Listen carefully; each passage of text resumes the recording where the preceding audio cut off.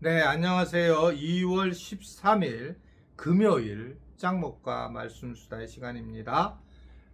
오늘 주시는 하나님의 말씀은 여호수아 19장 1절에서 16절의 말씀입니다. 하나님 말씀을 보시겠습니다. 여호수아 19장 둘째로 시므온 곧 시므온 자손의 지파를 위하여 그들의 가족대로 제비를 뽑았으니 그들의 기업은 유다 자손의 기업 중에서라. 그들이 받은 기업은 브엘세바 곧 세바와 몰라다와 하살 수알과 발라와 에센과 엘돌락과 부들과 호르마와 시글락과 벳 말가복과 하살 수사와 벳 르바옥과 사루엔이니 13성읍이요 또 그 마을들이며 또 아인과 림몬과 에델과 하산이니 4성읍이요 또 그 마을들이며 또 네게베라마 곧 바알라벨까지 이 성읍들을 둘러있는 모든 마을들이니 이는 시므온 자손의 지파가 그들의 가족대로 받은 기업이라. 시므온 자손의 이 기업은 유다 자손의 기업 중에서 취하였으니 이는 유다 자손이 분깃이 자기들에게 너무 많으므로 시므온 자손이 자기의 기업을 그들의 기업 중에서 받음이었더라. 셋째로 스불론 자손을 위하여 그들의 가족대로 제비를 뽑았으니 그들의 기업의 경계는 사리까지이며 서쪽으로 올라가서 마랄라에 이르러 닷베셋을 만나 용노암 앞 시내를 만나고 사릿에서부터 동쪽으로 돌아 떼뜨는 쪽을 향하여 기슬롯 다볼의 경계에 이르고 다브라스로 나가서 야비아로 올라가고 또 거기서부터 동쪽으로 가드 헤벨을 지나 엣가신에 이르고 네아까지 연결된 림몬으로 나가서 북쪽으로 돌아 한나돈에 이르고 입다엘 골짜기에 이르러 끝이 되며 또 갓닥과 나할랄과 시므론과 이달라와 베들레헴이니 모두 12성읍과 그 마을들이라. 스불론 자손이 그들의 가족대로 받은 기업은 이 성읍들과 그 마을들이었더라. 자, 계속 이 땅을 분배하는 장면인데 베냐민 지파의 이제 다음에 시몬 지파가 제비 뽑기를 통해서 분배를 받습니다. 시몬 지파는 조금 더 특별하게 이 독특한 방식으로 땅을 분배받았는데 다른 지파들처럼 새로운 것을 받은 것이 아니라 유다 지파가 받은 분배받은 땅 중에서 자신들의 땅을 다시 분배받은 겁니다. 그러니까 왜냐하면 시몬 지파는 굉장히 12지파 중에서 인구가 적었는데 이 유다 지파가 그들의 인구수에 비해서 넓은 땅을 이제 분배받았기 때문인 것 같습니다.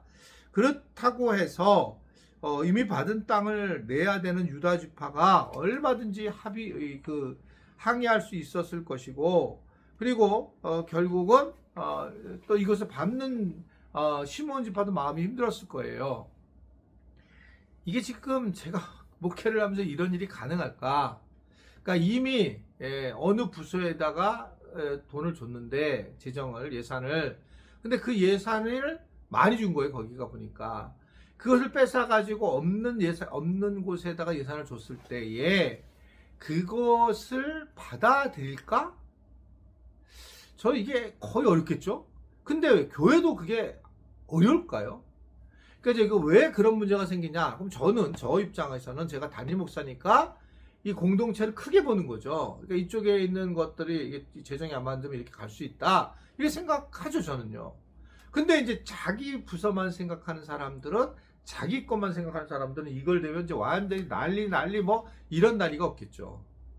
근데 오늘 유다 지파를 생각하라는 거예요. 우리가 뭐 말로만 성경하고 우리하고는 달라 이렇게 생각하지 말고, 유다 지파는 시몬 지파한테 주라고 그랬더니 이 유다 지파는 그것을 받아들이게 됩니다.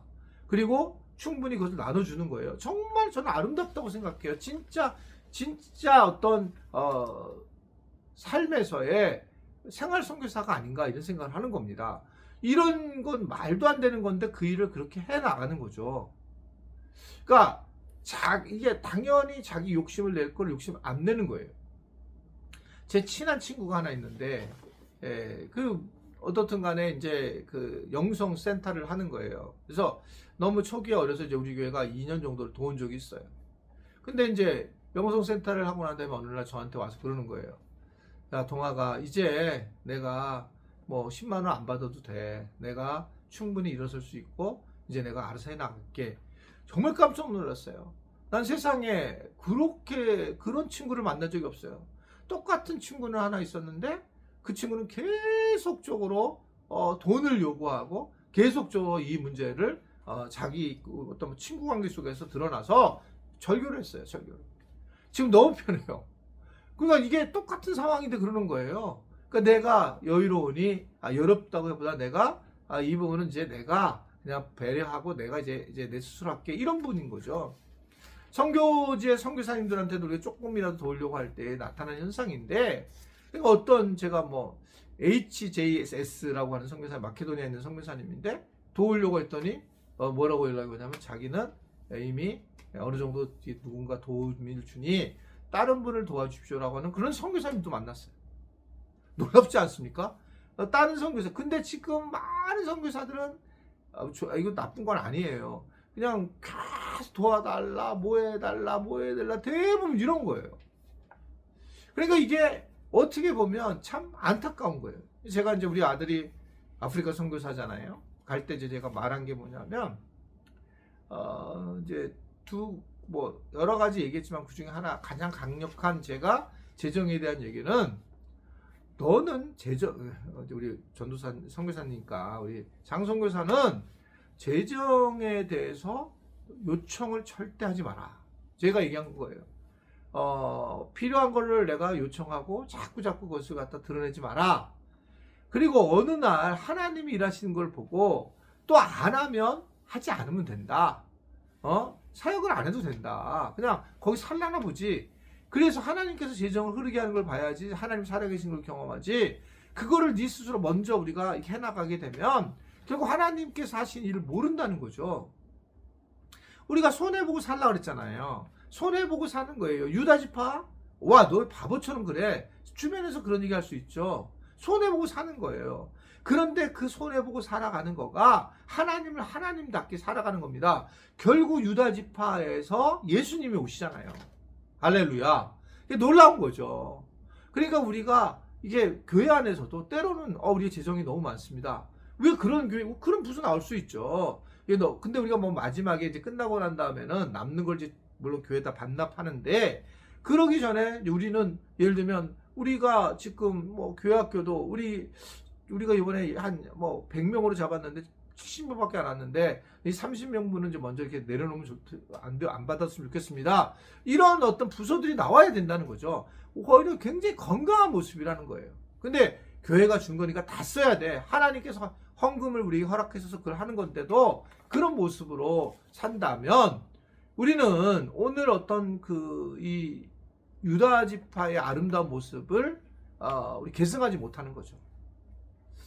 아무쪼록 우리가 유다 지파를 다시 생각해 보면서, 야, 그렇게 시몬 지파에게도 줄 수 있구나. 그러한 우리가 어떤 삶을 살아갈 수 있는 그런 2월달 되고, 특별히 이제 이번에 설날 구정이 될 수 있게 되기를 간절히 바랍니다. 기도하겠습니다. 하나님 아버지, 오늘도 우리가 말씀의 은혜를 경험하게 돼서 감사하고, 주신 말씀에 따라 유다 지파처럼 삶을 다르게 살아가고 그 은혜를 누릴 수 있는 우리 모두가 되도록 도와주옵소서. 예수님의 이름으로 기도드리옵나이다. 아멘.